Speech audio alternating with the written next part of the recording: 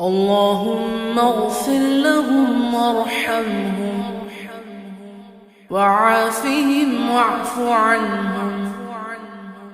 وأكرم نزلهم ووسع مدخلهم واغسلهم بالماء والثلج والبرد ونقهم من الذنوب والخطايا كما ينقى الثوب الأبيض من الدنس وجازهم بالحسنات إحسانا وبالسيئات عفوا وغفرانا حتى يكونوا في بطون الألحاد مطمئنين وعند قيام الأشهاد آمنين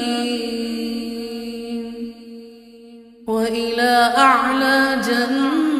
جناتك سابقين.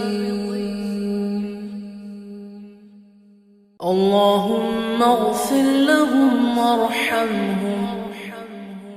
وعافهم واعف عنهم وأكرم نزلهم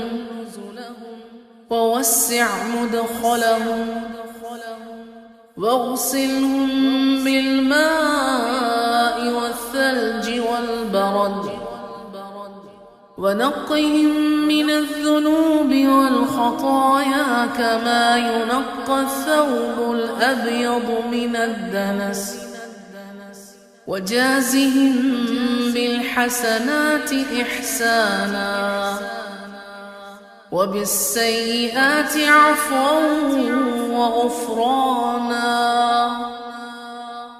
حتى يكونوا في بطون الألحاد مطمئنين